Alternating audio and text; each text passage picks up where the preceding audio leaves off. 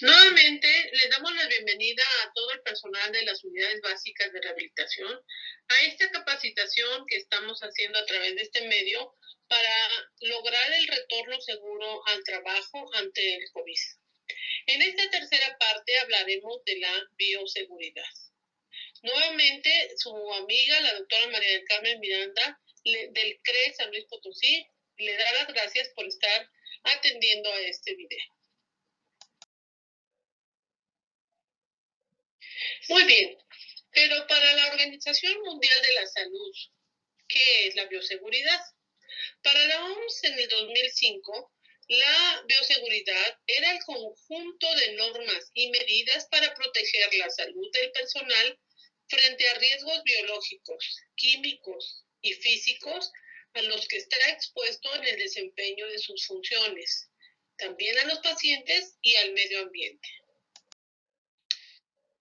Existen otras definiciones como esta, que dice que es la aplicación de conocimientos, técnicas y equipamientos para prevenir a personas de laboratorios, hospitales, centros de rehabilitación y medio ambiente de la exposición a agentes potencialmente infecciosos o considerados de riesgo biológico. Cabe señalar que el término centros de rehabilitación, o en este caso unidades básicas de rehabilitación, fue agregado por su servidor. Muy bien, pero la bioseguridad no es nueva. La bioseguridad ha existido en los centros de trabajo como en los centros de atención médica y básicamente está establecido en la Ley Federal del Trabajo y en la Ley del Seguro Social para prevenir los accidentes de trabajo o la exposición a medios de radiación o la exposición a residuos biológicos potencialmente infecciosos y que ponen en peligro la seguridad de su personal o del mismo paciente. Muy bien, ahora hablaremos de lo que es el equipo de protección personal o EPP. Este tiene sus antecedentes históricos porque desde la época antigua que hemos hablado en módulos anteriores, la protección de los médicos era importante. Así lo estableció el médico Charles Delon, que era un médico del rey, que diseñó este traje conocido como un traje macabro para la atención de la peste en la época de la Edad Media, el Renacimiento y la peste a finales de 1800.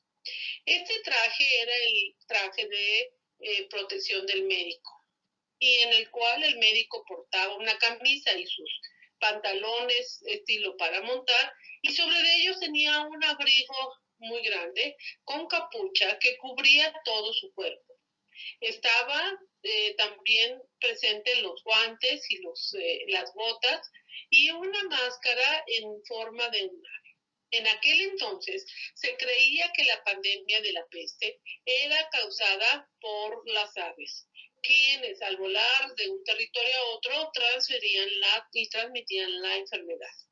Por eso esta máscara simulaba a esa ave para tratar de alejarlos y también tenía otra función. En el pico se colocaban esencias y algunas hierbas como eucalipto, mirra y otras sustancias para tratar de purificar el aire que respiraba el médico y así evitar la peste.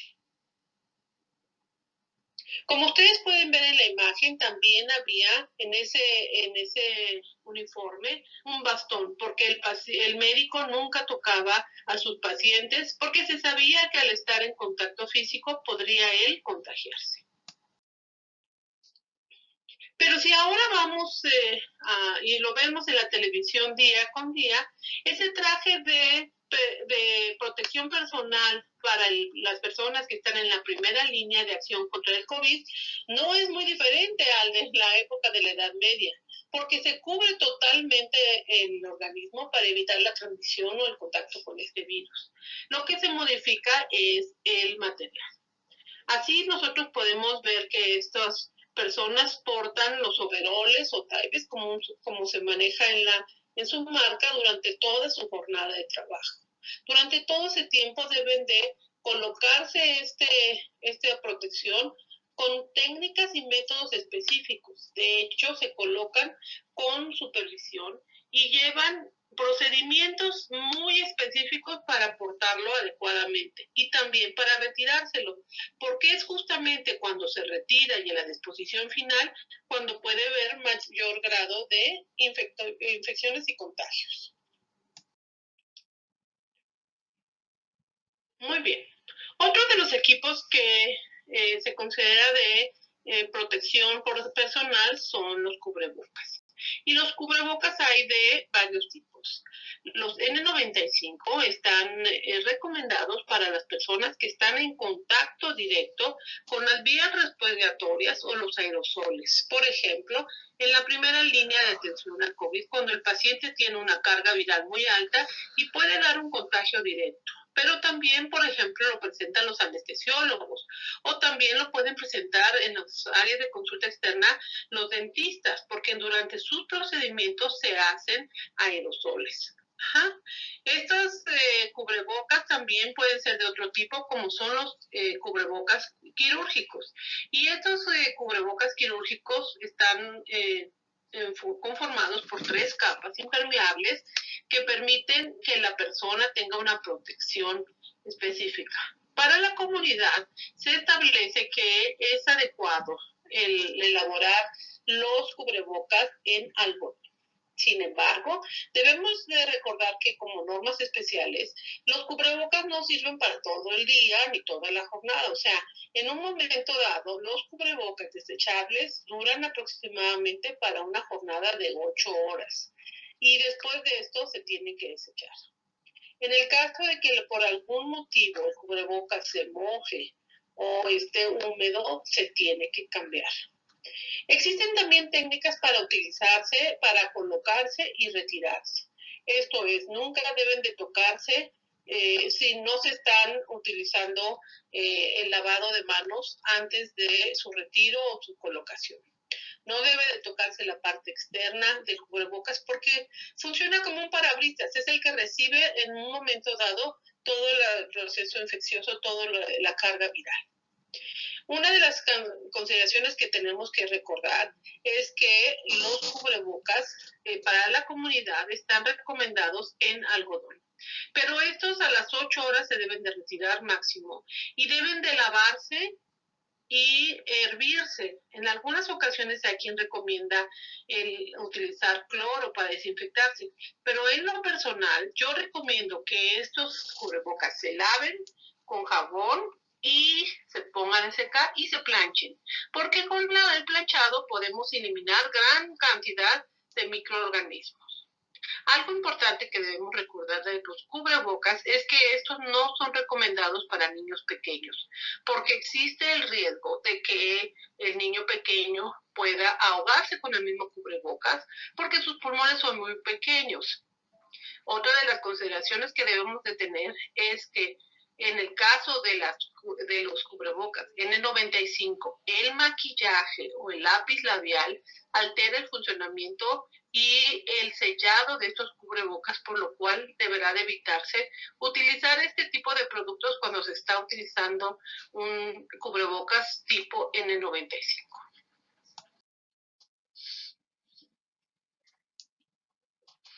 Otro de los instrumentos o equipos que se utilizan son las caretas de acrílico. Y estas caretas funcionan como un mecanismo de barrera física contra una persona que puede en un momento dado estornudar, hacer algún reflejo de tos, y le está dando una protección extra a esa persona que está dando la atención médica. Pero recordemos, aquí en la imagen se observa la careta sola, pero en realidad debe de ir acompañada del cubrebocas. En la foto de la derecha ustedes podrán observar que hay otro tipo de caretas o cascos también de materiales que permiten la manipulación, como es en la fotografía del anestesiólogo que está intubando directamente las vías respiratorias del paciente. En el triángulo que ustedes ven, este representa el riesgo posible de una persona para poder estar expuesto a estos coronavirus. En la punta observamos aquellas personas que son las personas que corren mayor riesgo de contaminarse porque están directamente en relación con la vía respiratoria del paciente críticamente enfermo, como son los médicos intensivistas, los médicos anestesiólogos, las enfermeras que están en las unidades o en los hospitales COVID, directamente atendiendo a los pacientes y a la pandemia. En el caso nuestro, el riesgo disminuye, pero de todas maneras tenemos que estar protegidos para evitar la enfermedad. Muy bien. Y como ya lo hemos comentado en muchas ocasiones y lo dicen las autoridades sanitarias y también nos lo ha dicho nuestra madre, nos dejaron nuestros familiares, lávate las manos. Lávate las manos. El lavarse las manos es un método que tiene más de 170 años, que se descubrió y se aclaró que realmente es el método para prevenir la transmisión de las infecciones. Lavarse las manos salva vidas. Y en el caso de que no se tenga el recurso del agua, se debe de tener en todas las unidades de trabajo alcohol gel suficiente para poder hacer la sanitización necesaria antes y después de atender a los pacientes. Aquí hago una mención específica sobre los guantes. El portar guantes tiene un objetivo específico. También es parte del equipo de protección personal, pero esto no es recomendable para la actividad comunitaria. Quiere decir que yo me pongo guantes para salir a ir al súper o comprar las verduras. Eso no es recomendable, porque nosotros vamos a tener un efecto que se llama compensación de riesgo. Pensamos que al portar nosotros los guantes vamos a estar protegidos, cuando en realidad lo que realmente nos va a ayudar es el lavado de manos. Los guantes se van a utilizar si una persona va a hacer algún procedimiento, una curación, una atención de un paciente enfermo, una situación específica en la cual nosotros queremos que ni nosotros le transmitamos infecciones, ni el paciente nos contagie a nosotros. Por ejemplo, en la curación de una herida. Muy bien. Algo muy importante que debemos recordar son los controles sanitarios o los filtros sanitarios. Esto se les va a preguntar en la evaluación. ¿Cuáles son los objetivos de esos controles sanitarios? Y el primero es detectar los casos tempranamente. ¿Cómo se detecta? Tomando la temperatura y en aquellos casos que tengan febrícula, o sea, 37.5 grados o más, es un paciente en el que se tiene que sospechar la posibilidad de que tenga COVID. Y este control sanitario o filtro sanitario básicamente detiene la cadena de transmisión. Pero bueno, cuando hablamos de bioseguridad, siempre decimos, todos queremos estar protegidos, pero existen normas específicas para el uso de cada tipo de protección.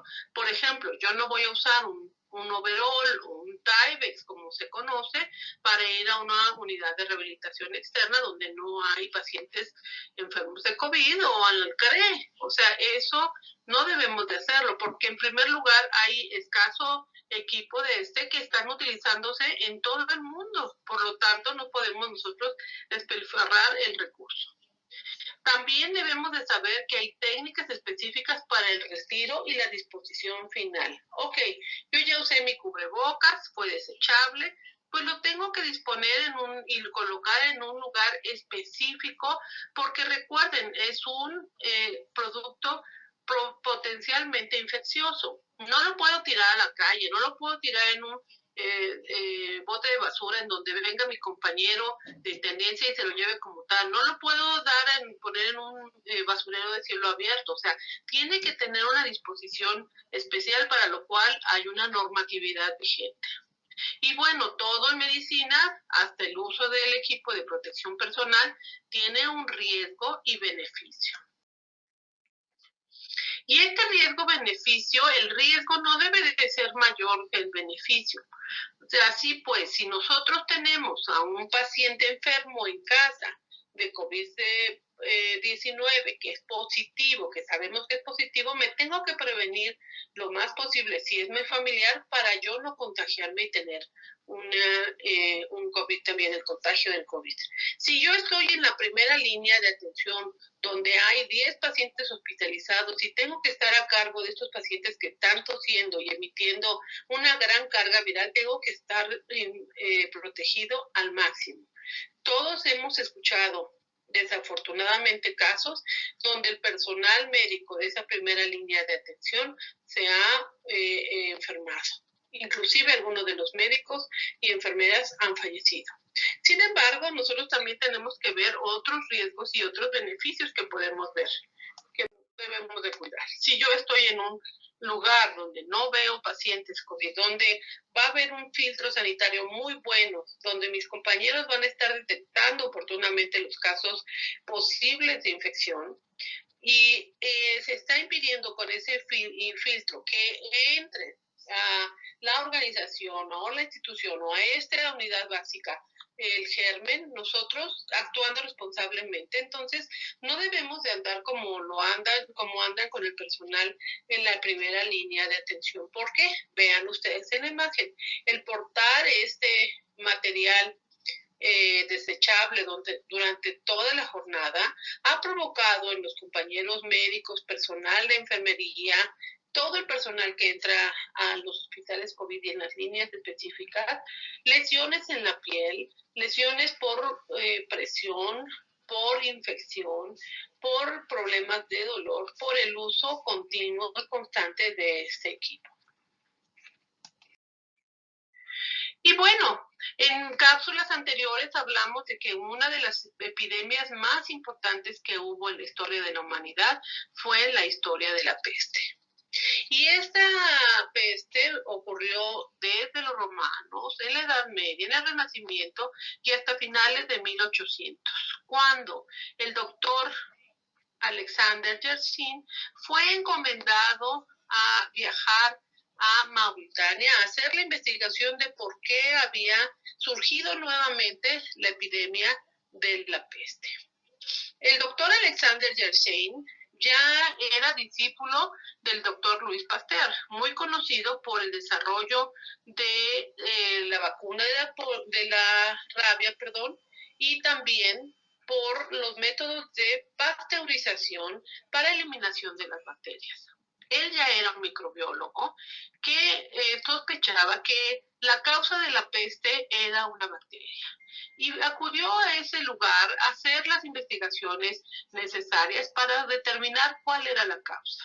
Hicieron estudios epidemiológicos, estudios de contacto muy fuertes y se dieron cuenta que lo que se pensaba en la Edad Media acerca de que era transmitido por las aves y por tal motivo había llegado a tantos países, se dieron cuenta que efectivamente sí había un medio de transmisión, pero no eran las aves, eran los ratones. Y los ratones y ratas viajaban en los barcos mercantes a todos los lugares, a todos los puertos, y ahí se diseminaban. Pero no eran los ratones y las ratas, sino eran las pulgas de las ratas. Específicamente estas pulgas contenían esa bacteria que ustedes ven en la imagen, un pequeño bacilo en color lila, y que era la causante y fue la que provocó que millones de personas fallecieran.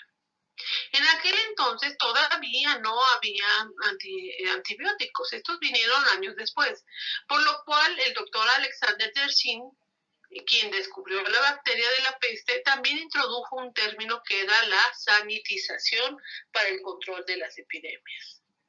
La sanitización es el proceso aplicable a la limpieza, en la cual un número de contaminantes que se encuentran en la superficie orgánica se reduce a nivel de seguridad.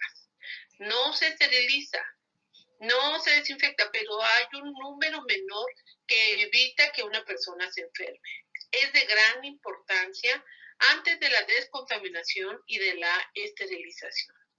Esto fue el descubrimiento y el desarrollo de esta técnica lo que pudo controlar y eliminar la transmisión de la peste.